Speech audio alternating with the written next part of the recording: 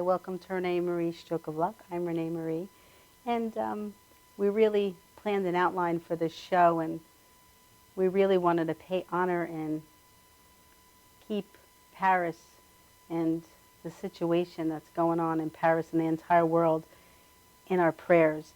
And I love God. I love the way that He has a plan. And His plan to get Father Carl with us today had a bigger picture.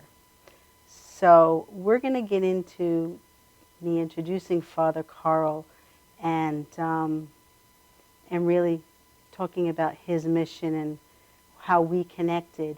But we really want to begin this program with the prayer, and then we'll discuss a little bit about Paris and about the situation that's going on. But we're going to start off with a prayer, Father Carl. Almighty and wondrous Father, we ask you to be with the victims and their families and friends in Paris. We ask you to strengthen them, give them courage to walk ahead. We ask for healing and hope in a world sometimes riddled with violence. We ask you to touch the hearts of oppressors, of all the soldiers of Daesh, of ISIS, of all their leadership. Help them turn their heart toward you, Almighty Father. Give them a heart of repentance. Help them understand your plan in their lives and for the lives of all of us. Help us, Lord, together with friends globally, to heal the wounds of violence and religious hate in all different countries, including here in the United States. And we ask this, Father, as we ask everything through your Son, Jesus Christ, the power and hope, compassion of the Holy Spirit. Amen. Amen. Amen. Thank you so much. So, as I was saying before, God is so good. He cracks me up. I have a relationship with him, and he cracks me up. So I'm going to ask you, Xanaria? How do you say Xaverian? that? Xaverian. Yes. Sorry, Xaverian. Everybody knows I have a little problem with with names. Xaverian Missionaries. Let me just share a little bit of how Father Carl came and how we interacted and we got him to be a part of the show. Then we'll stream into a little bit of Paris and how it's very connected that Father Carl is actually here today. We thought that he was going to be coming, and he is still going to be telling us about his work around the world and to bring interfaith dialogue to the world. But it's bigger. The picture's bigger, and I believe in God, and I know God is true, and I absolutely know that He's around us, and Jesus loves us, and Mary loves us, and God loves us. But He just blows me away. He blows me away with the bigger picture. And so Father Carl was a guest priest at my home parish, St. Anthony's Church. And he started talking about the interfaith dialogue and how he wanted to bring love into the world. And I'm like, oh my God. I'm like, we have to have him as a guest on our show. I said, that is who I pride myself to be. So of course, I send the information to Judy. I speak to Father Carl after the show. He agrees. And Father Carl is here. We're going to get into a little more discussion on his work, but we really need to touch on the relationship and the connection that the Paris, what's going on in Paris with the Islamic State. Islamic State has to do with God having you here today on this platform.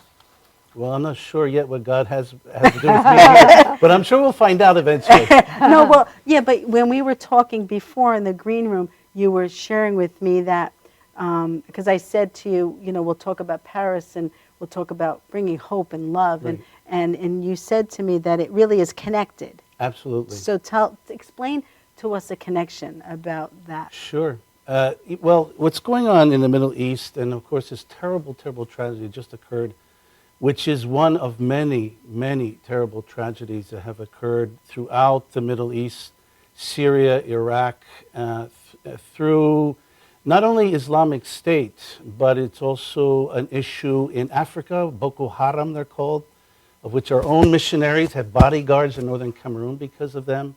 We have also Al-Shabaab in East Africa and Al-Qaeda. And all of these groups are somewhat loosely connected, although I think Al-Qaeda is on the outs now. These are groups that are basically, in their mentality, they're trying to purify Islam by getting rid of all Western influence. And I had asked you in the green room, I said, is that by killing everyone? Yes. That is so, yes. That's so devastating. That's horrible.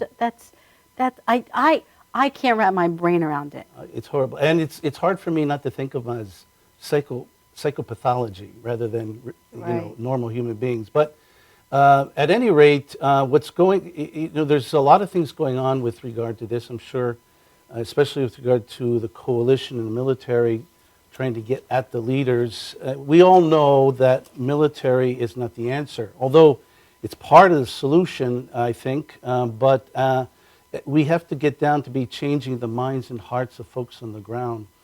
And a lot of that has to do about our commitment as a Catholic Church, which is something that comes from our bishops.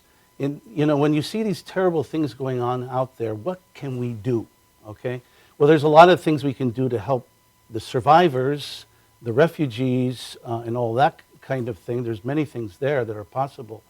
But what is even more significant, they say, is that we need to double down on creating meaningful connections with our brothers and sisters who are not Catholic and who are not Christian, and particularly in the Islamic community here in the United States. Right.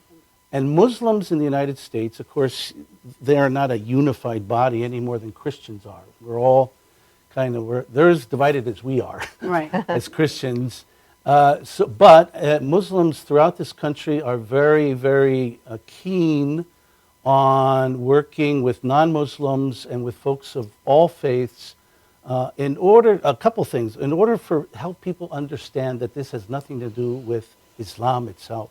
Right. This is all about power, it's all about politics, and religion is its use. At the same time, there's a lot of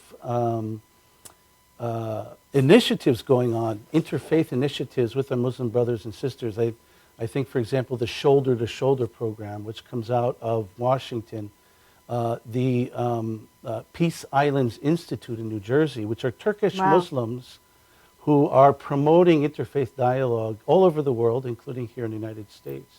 Interfaith Youth Corps out of Chicago, who's doing enormous things. Now, who started? Did just a person wanted to start them? Like somebody just, like, how did they each get started? I'm just curious. Like, how did each program get started? Like the one in Washington, how did it get started? Shoulder to Shoulder is connected with the Islamic Society of North America, ISNA it's called. And they just had their 50th anniversary conference in Chicago a few months ago. Wow. Muslims that are represented through the Islamic Society of North America. And so they had started the Shoulder to Shoulder program is with them. There's another program, I can't recall the name now, with Georgetown University. Right. With the Jesuits in Georgetown. In Georgetown near Washington, and they also have a program where they're trying to do this. Wow. So you think you believe that it's because of politics that they use the religion as escape. They tell these young, because they're young people. They're young. Them as they're youngsters. Young children. They're youngsters and who are molded into believing that they need to kill people for the sake of their country and their religion. Right. It's just so sad. You're right. It's just I can't wrap my head around it. But then again, I really do understand that poor children are so innocent, and any way that if you get them to trust you, and whatever you tell them, they're going to believe what you're saying. Yeah. So is Yeah. that how it's created? Honestly, I'm not an expert on this, but I do know a little bit because we work in Islamic countries. And I worked also in Sierra Leone, West Africa, which is almost totally Islamic. Wow. And in the Philippines, I worked a bit with our Muslim brothers and sisters. I was there 13 years. So Islamic is a type of religion?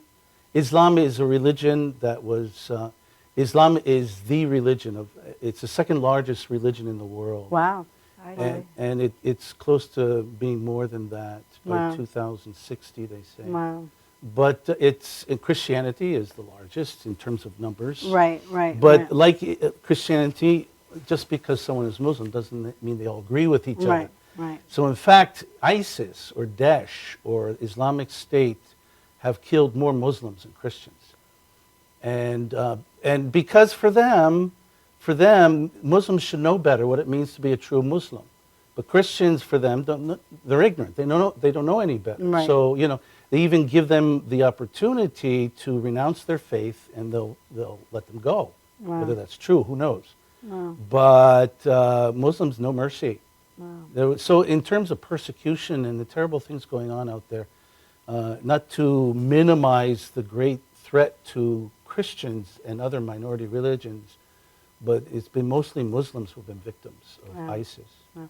Now, in Paris, I mean, it really was very sad because they were willing to die for their religion. So, and they hit, what was it called? They hit the soft Targets. soft targets, like a movie theater and a concert theater and a restaurant, and I forget what the other one was. I think it was a soccer stadium. A soccer Yeah. stadium. So, what could you? I mean, It's scary. It really it's is. scary. It makes you think that wherever you go, you're not going to be safe. And also the subways were dangerous. Yeah. Yeah. They closed the subways. Oh gosh. Well, we're going to take a quick break, but we want to thank Father for tapping into Paris, because I know that wasn't the intention today. Oh, but it's very much part of the whole thing. Yeah. Yes. So, and then we'll get to his work and the blessing that we have to have Father Carl here. We'll be right back. St. Francis. Hi. We're just chatting. We had a little switch in our plan here today, so we're chatting. But it really is a blessing to have Chudy here today as well. Chudy is really there you are, Chudy. You're on. Chudy is really really a part of our foundation and stroke of luck and team and everything, and she does incredible work. And she puts together these shows. We work very closely together. And hi to Bobby Baby Hi, Walker. Bobby. Hi, Bobby. Bobby's not feeling well. He's home, so we're just thinking about Bobby. So we're gonna start talking to Father Carl about his, how he got into this, and his passion behind it, and some of the countries he's visited, and his most touching moment. But before we do, let's show his business card. So if there's anybody, do you have it up there, Vicki? So there's anybody that would like to reach him personally, you can, I'm sure he wouldn't mind, hearing from the entire world. All at once. No, he's only one person, so you have to take it easy. If you email or call him, you have to give him time. Or call Chudy. She'll take a. Chudy will be a sounding board. But so Father Carl, let's start from the beginning. Let's start from the beginning. First, tell us a little bit about yourself and how you got into. When did you hear your calling? When did you hear your calling? Well, it was a long time ago. I had long flowing hair at that time. And, I got to find a photo of that. Actually, I was in the military. Oh, really? I joined the United States Air Force when I was very young, not thinking of a religious vocation at all, actually, but more of a military career. I attempted to apply to the Air Force Academy, but I started wearing glasses and If you didn't have 20/20 vision, you couldn't Really? enter. Yeah, because they train Wow. pilots. Yeah, And Wow. so, so I said, well, I'll go the back door, So I just enlisted. It was 75. It was, Saigon was just fell to the communist regime there. And, I guess if you have to join the military, it's best to do it when the war's over. But at any rate, that's how it started. And it was within the military. Actually, a lot of Catholic saints ended up the same way. The Wow. military jarred them and jarred their faith. And that it did for me as well. The military jarred your faith. Why do you think that? Like, why do you think that happened? Well, I think because you're being trained for the defense of the country, and particularly for war, and to kill. And, that's... To kill in protection of. In protection of. And so and even though I was training to be a jet mechanic, we had to go through similar training. And also, too, I was young, I was homesick. Things that reminded me of home I was yearning for example. So I started going to church, because we grew up going to church every Sunday with my dad and mom. And it just sort of built from there. It was kind of a vague seed, but this sense that I needed to check this out. So after about 4 years, I was in my early 20s, I decided to try the seminary, and Wow. I never left. So Wow. there you go. Seminary, people wouldn't understand how intense and dedicated and focused you really need to be to become a priest. It's not, it's not such an easy way to live your life. It's really very, They put in many you hours have to of put in study. many, yeah, I mean, philosophy and, right? Am I correct in my... Study, pastoral work. But aside from those things, the big thing, especially initially, is to get at what your real call is. Right. And when you enter, you really don't know what that is. Right. You're trying stuff out, and with the help of formation directors and other folks there, psychological testing as well, you get at a sense of what your true motivations are about. There's a lot of guys who go into the seminary and end up leaving because they found out that for whatever reason, they just weren't called to this. They thought they were, but they just never were. And it's more than desire that's required. And you need to be capable of doing it physically, psychologically, emotionally, spiritually. Because I know in our church, and that's the church I know best, I mean, the priests are there 24/7.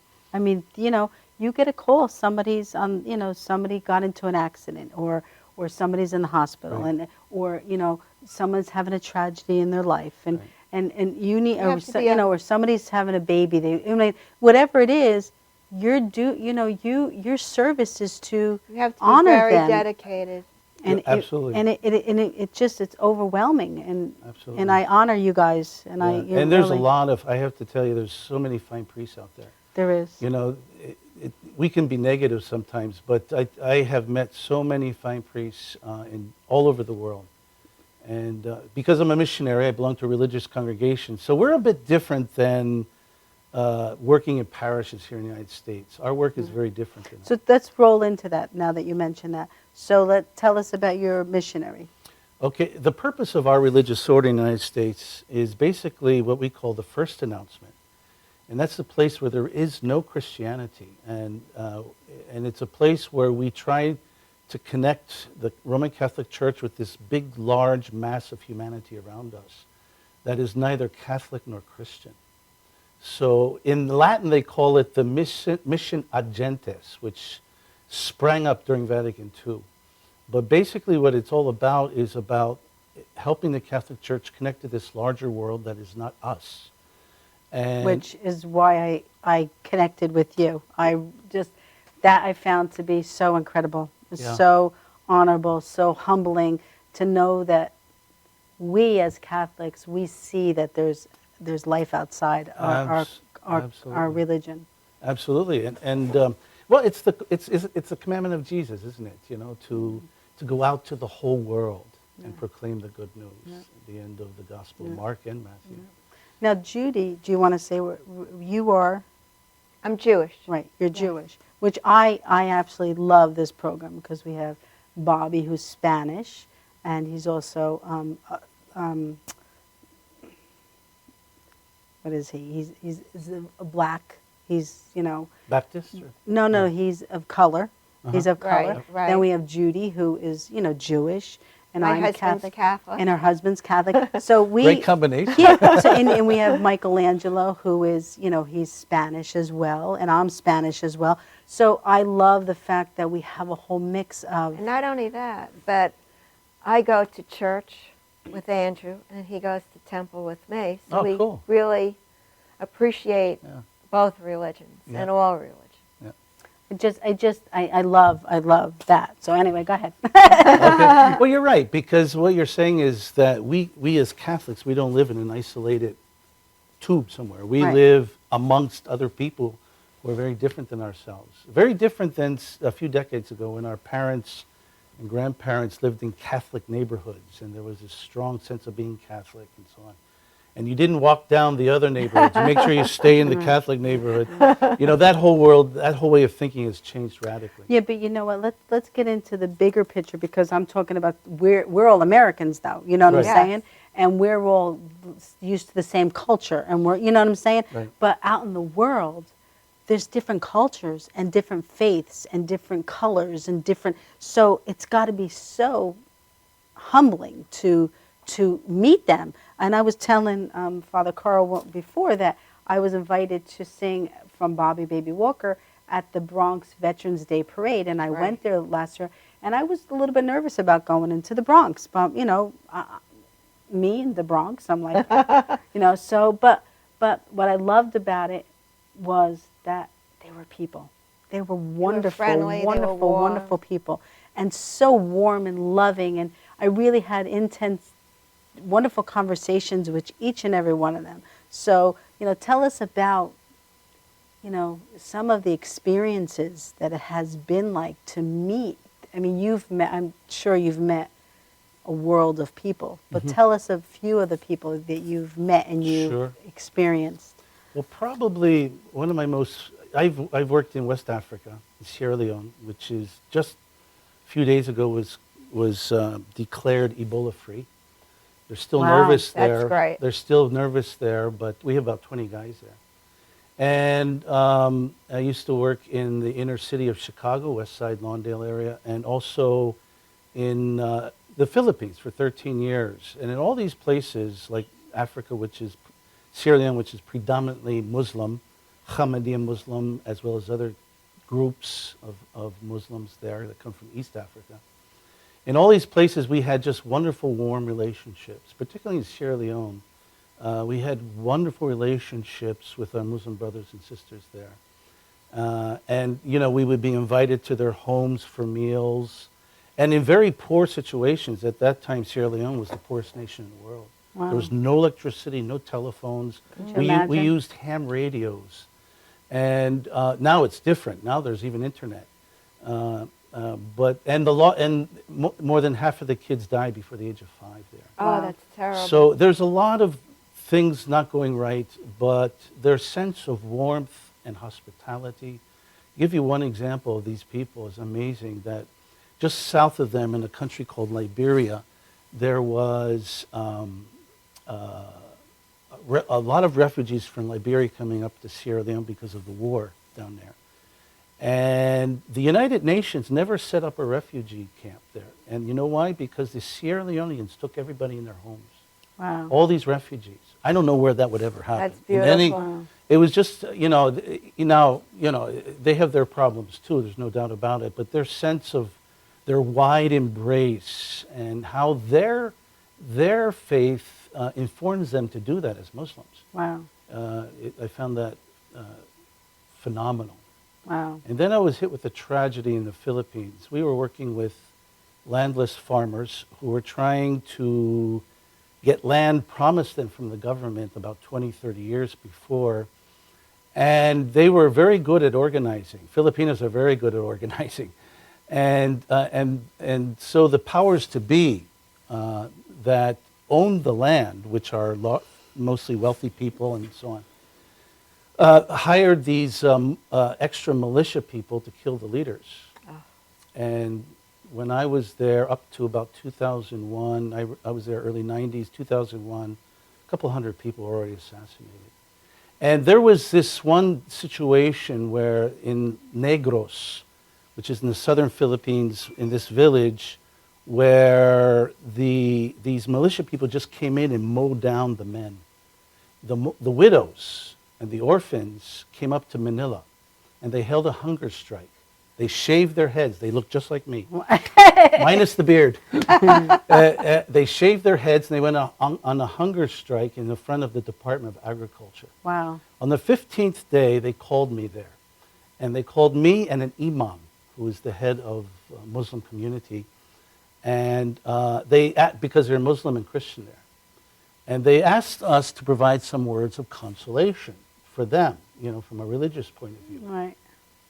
Well, the imam and I got together. We had no idea what to do. So what we decided to do is to read from our respective sacred texts. So I read from a letter from St. Paul. He read from the Quran, just a little bit. Wow. And then without preaching, without any of that, the two of us just went from bed to bed and had these quiet conversations with these women. Wow. 2 days later, the government finally gave them the titles to the land that they were asking for. Wow.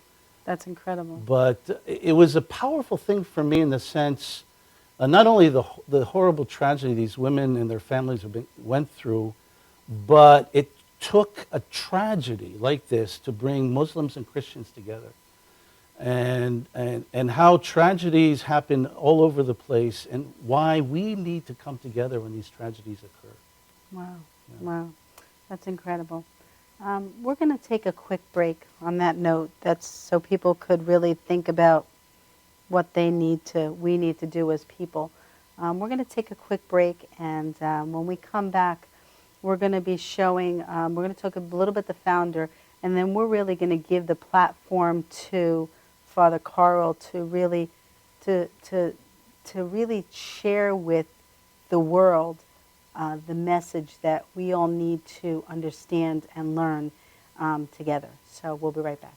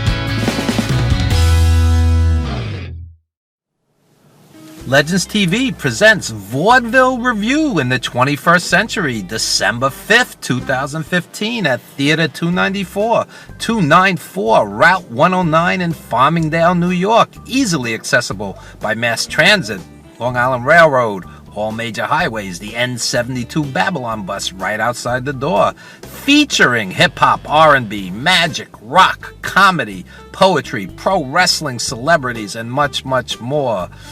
Starring R&B pop singer, songwriter Roger Ortega and hip-hop great So Soon. Also appearing ukulele rocker Lloyd Gold, rocker Corrine Ulano, Firestone, comedy greats Sherwin XL and Brenda Lawson, magician the amazing Louie, poet John Winnell, our house band Alpha and Walter Halverson, mixing blues, rock, and hip-hop in a multi-genre mashup as they perform a great set while serving as our house band.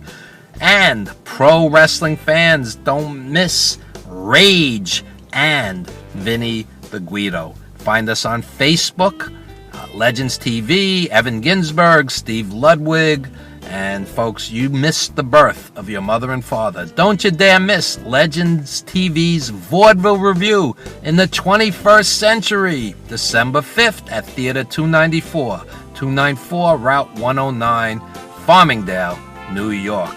Be there. All tickets only $20 Available at the door, Theater 294 on Facebook.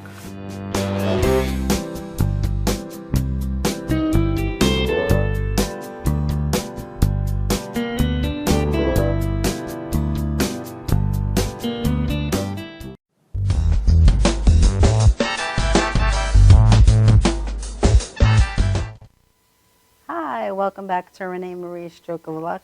This really has been a very informative, touching, heartwarming, heart-touching, just a really world-renowned show. And we're blessed to have this platform at Mad TV, House TV, to share the moments and share our thoughts and the message, whether it's from God or from within yourself or whatever you think and you need to get from it. We're happy and we're really privileged to have this opportunity to share that information with you, because it's really our goal and objective just to show you that we are love and you are love, and that everyone should love each other and honor each other and respect each other. So it really is a passion of mine, and I know that everyone out there feels the same way. So we're blessed. Father Carl, we're gonna. Can you show the photo of the founder so we can give him honors? I heard on November 4th you had a. November the 5th is the feast day of our founder, Saint Guido Conforti, who was a bishop in the 19th century in Italy who had a heart as large as the world. And he founded us at a time when missionary work and zeal was becoming very strong in the Catholic Church from Europe. And everyone was pointed towards China in those days. And that's how we started. And since then, we've grown to about 800, and we're in 21 different countries. Oh my gosh. And now I read that Pope John Paul declared him a saint? Beatified. A beatified. It was Benedict who canonized him. Oh, wow. I was there, so I was the lector at the Mass. Wow, wow. So when he was, it was in October 23rd, 2011. Wow. So it's not that long ago. No. So he's kind of a new saint. Yeah, that's good. That's really good. So, can you believe we've been doing this for 40 minutes already?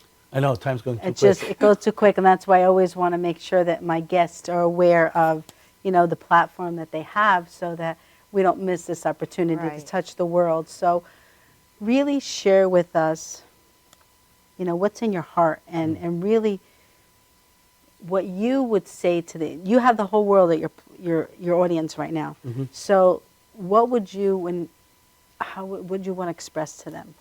Well, I think I'd want to say first off that what we're doing now, which is really for us, it's about a passion for Christ and a passion for all of humanity, no matter who they are or what they believe. I love that. And we do so, I mentioned in your parish, we do so for a reason. From a Christian point of view anyways, we do so because of the fact that Jesus Christ died for every single human being on this earth. It doesn't matter what they believe or what they speak or whether they don't believe in anything at all. It doesn't matter. Everyone comes from the same creative hand of God. And because of that we Catholics have this solidarity with all of humanity that was forged by the blood of the cross. And therefore, there is no divorce. It's not like I could just excuse myself from that. Right, right. So the Catholic embrace needs to be large, and it needs to be larger than the boundaries of our churches, the boundary of our religions, and the boundaries of our cultures. And this is the goal. And we're trying to do this today in a couple different ways. I mentioned our work with Islam. Here in the state of New Jersey, we work with Peace Islands Institute, and these are Turkish Muslims and others, part of a powerful social movement actually inspired by Islam. And they are very much a part of, not just here, but many places, of inspiring interfaith dialogue, not just among religions and religious, but even among civic leaders. And this is the new thing in interfaith dialogue. It's the next step. It's not just about religious folks getting together, it's about religious folks together with civic leaders in order to heal our troubled communities together. And you were just in Utah? Just in Utah, Salt Lake City.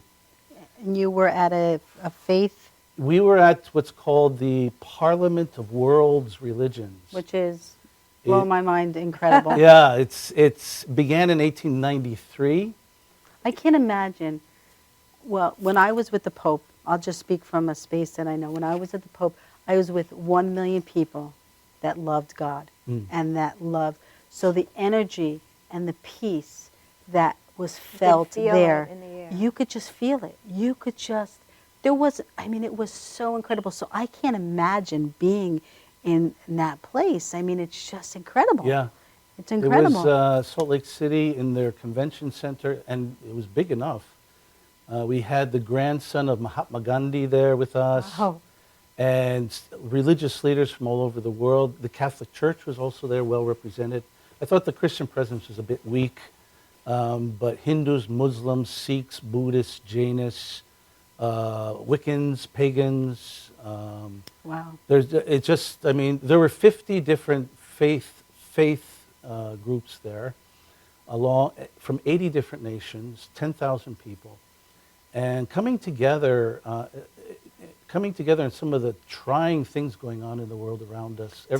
Give us an example, like, because, just give us an example of one meeting, like, or one lecture, or one area that was discussed there.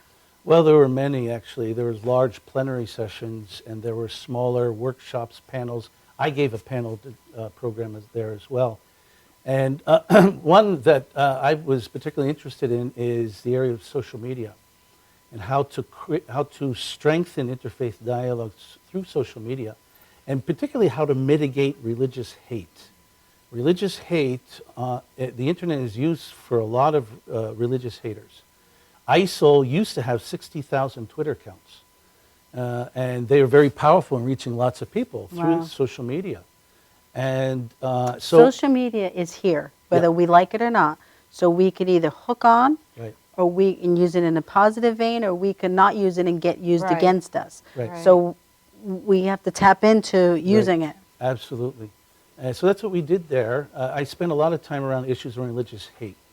And it's not just about extremism, like Islamic State, but also about the fear, what we call Islamophobia, which is the fear of Muslims by non-Muslims.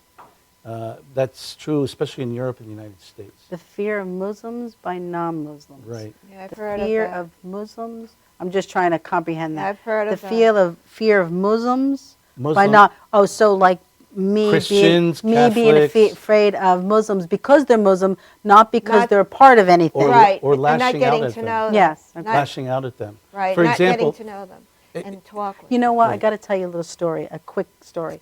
I'm not going to share anything, but I was in the city one time with friends, and they said to me, the one person was talking to the other person, said, "Let her get a taxi," and I said, "Why do I have to get the taxi? I mean, no, I don't mind getting the taxi, Right. but she was out getting a taxi," and the other person said to me, "Because you're white." What's that have to do with? The taxi drivers, oh. and I turn around. I'm like, "You gotta be kidding me!" Like that's I'm like, In other words, it would be easier because yeah. you're white, which I'm is like, ridiculous. and to me, I'm like, I didn't understand that because I'm like, she's like, yeah, it happened. I'm like, I was that. floored. I've never heard of that. So I can understand it in my small little world. Yeah. Ever since 9/11, of course, in this country, it's become quite strong. There are many hate groups in the United States, almost 1,000 of them. Some of them are white supremacists. Some of them are these groups that either against Muslims or other religious non-white traditions, or against homosexuals, which is kind of new. And so there's this interesting organization that tracks these groups called Southern Poverty Law Center. Wow. And they track these, and they also bring lawsuits to the court in the names of the victims. But at any rate, this is something, every time a Muslim community would like to build a mosque And the non-Muslim community around fights against it. They don't want a mosque in my neighborhood, for example, that kind of thing. And probably the most tragic is folks who are downright murdered. I was with a guy there, a Sikh. He's not Muslim. Sikh is a different religion, older than Islam. But he looked. But he had a turban, he had a mat. Right. And Muslims don't wear turbans, first of all. But at any rate, both of his brothers were murdered because they looked like Muslims. One in Arizona, the other one in San Francisco. And this guy has dedicated his life to building religious tolerance and religious bridges. And that's the only way you're going to get peace in this world. It's so sad. I mean, but there's hope. Yes. There's absolutely. hope. There's hope. There's hope that we're having the interfaith dialogue, and that you're having seminars and meetings like you had in Utah. Right. Yeah. What is it called? The Parliament of World I love that Religions. word. What does parliament mean? Parliament is like, the Parliament in Great Britain, which is the gathing of representatives. Yeah. I love that word. Yeah. We're going to have a parliament meeting for our foundation. That's good. So, but there is hope for... There's a lot going on. Parliament is just one example. There's many, many things going on. Unfortunately, it doesn't make the news. Yeah, What makes the news is the bad bad things. Negative things. Bad things. But there's so much more going on that's good. I interviewed Mark McEwen, and because he had a stroke, Mark McEwen, and he wanted to start a program in Florida called The Good News. The good news of the day, Right. I don't know whether he ever We did really that, but need that that. would have been like, and I actually, Good Morning America, I want to be on your show. I want to do a little segment every day of good news, but they do that. They do Good Morning America and all the newscasts. They have, but it's a 2-hour show with 2 seconds of good news and the rest the bad news. But it is true. Yeah, it's unfortunate. So, but there is a lot of wonderful things going on, even in the Middle East right now. It's not all war and mayhem. There are very courageous people who are very committed to crossing the lines of faith. wow. So there's so many examples going on. The latest thing we're doing right now is with atheists and secular humanists. This is new. Wow. Because in a lot of ways, from the Catholic point of view, we're a little concerned about the future, the strength of secular culture and how it affects our faith, and so on and so forth. And so this is something new we're doing right now. Wow. And it's really taking off. Wow. We put together a conference in Scotland in 2013. We brought together atheists and secular humanists and religious believers of different stripes, and to come together and not to battle it out or duke it out to say who's right and who's wrong, but to look at what do we hold in common. Despite our differences, what's our common ground? Wow. That's a good, because we're, believe it or not, we're running out of time because we're going to go and do our final segment. Okay. But that's a great, so what was your last words? That we are, what did you just say? We're here seeking common ground together with each other. Common ground together. We're here Gotta seeking remember that. common ground together. That's a tweetable moment, like Oprah Yeah. would say. We're Put that on here Facebook. seeking common ground together. So, wow. Better together. Yes. So I'd love to invite you back because we have so much. I mean, we just, the tip of the iceberg, and I'm sure our audience, would love to, Be a pleasure. tap Right. into you. And, it's really, and what'll happen is we'll get responses and stuff and questions. And so it would be an honor to have you back when you got the That'd be great. opportunity. And Now that I know the way. he won't get lost again. And Father, I will definitely talk to you about that. So, Okay, great. Thanks, Judy. We're going to come back. And before I go, yo quiero decir a mi familia español que vamos a hacer un programa en diciembre 19 para todo el mundo que habla en español, para tú puedas saber que estamos hablando. Vamos a hablar solamente español. Un poquitico inglés para personas que no pueden entender inglés y mi familia que están aquí no pueden entender. Pero yo quería hacer un programa en español para poder tocar el mundo y para decir a nosotros que tú estamos de familia de nosotros. So, diciembre 19, estamos para tú. We'll be right back.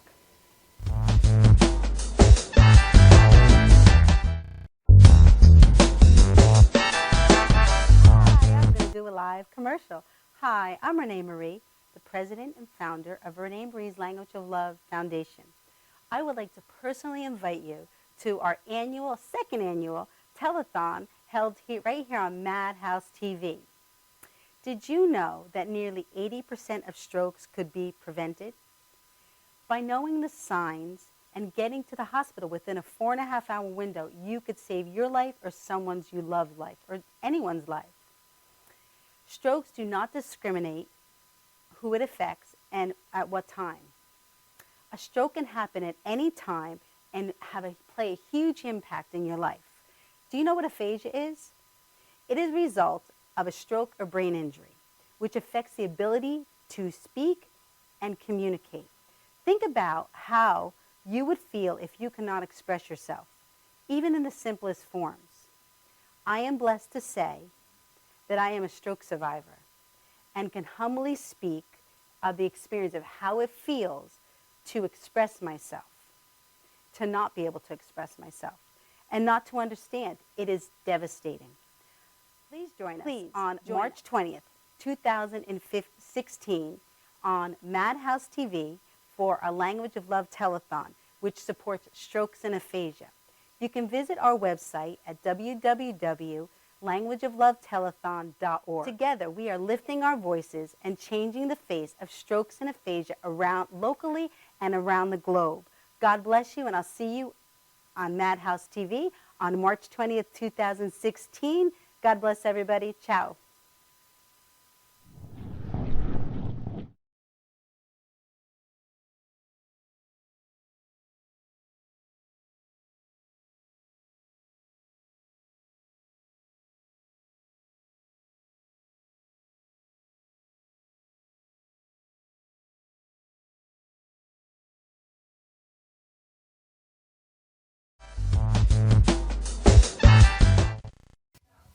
Welcome back to ReneMarie's Stroke of Luck.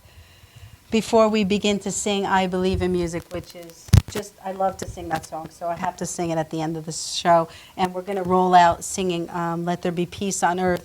But we really want to humbly thank, oh, I thought I didn't have to use this. Oh, okay. Can they hear me? We really want to humbly thank Father Carl for, honestly, for coming all the way from, New Jersey to Long Island to give us the opportunity to hear your ministry and your work and your missionary. So thank you so much. Thank you so much. Thank you, Renee. Thank you. Pleasure. And you're welcome to come back. Please come back and share. Sure. We have so much, Absolutely. You have so much knowledge that we need to tap into. And I really think that just your presence brings love, and we really need to share that with everybody. So Absolutely. Thank you so much. you're welcome. You're welcome. Sure. So we're going to go right into I Believe in Music. And Father Carl. Testing. Okay. Oh, he has to come off the stage? No, we want him on the stage. Okay. He's going to sing the chorus with us. Well, I can just sit around making music all day long. As long as I'm making my music, I can't do nobody wrong. And who knows, maybe someday I'll come up with a song that makes people want to stop the fussing and fighting just long enough to sing along. Let's go. I believe in music, and I believe in love. Let's go. Music is love, and love is music, if you know what I mean. And people who believe in music are the happiest people I've ever seen. So clap your hands, stomp your feet, and shake your tambourine. Lift your voices to the sky. God loves it when you sing. Let's go. I believe in music, and I believe in love. One more time. Let's go. I believe in music. Lord knows that I believe in love. Let's go. One more time. Music is a universal language, and love is the key to find brotherhood, peace, and understanding, and living in harmony. So take your brother by the hand and sing along with me. Find out what it really means to be young and rich and free. Let's go. I believe in music. Lord knows that I believe in love. Let's go. I believe in music. Lord knows that I believe in love. Let's go. I believe in music. Lord knows that I believe in love. I believe in music. Lord knows that I believe in love. I believe in music. Lord knows that I believe in love. I believe in music. Lord knows that I believe in love. We're going to roll right into Let There Be Peace on Earth, and we'll roll right out. Just in honor of Paris and Father Cara. You're welcome. You're welcome. We're going to roll right into a little. We can roll right out. We just want to really bring the house in a humble way.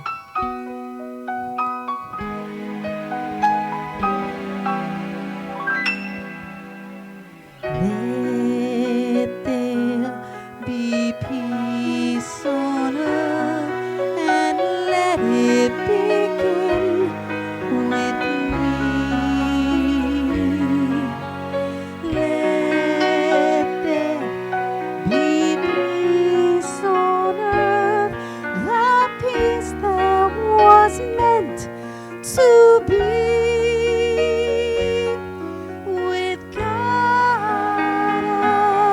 Our Father, brothers are we. Let me walk with my brother in perfect harmony. Let there be peace on earth, and let it begin with me. We're going to roll out, but we just really want to give a humble homage to Paris and say we love you, we're with you. You have anything to say, Father? We're praying for you, and we will find a time when healing and peace will come together, better together. Let's blow our kisses. God bless everybody. Have a stroke of luck.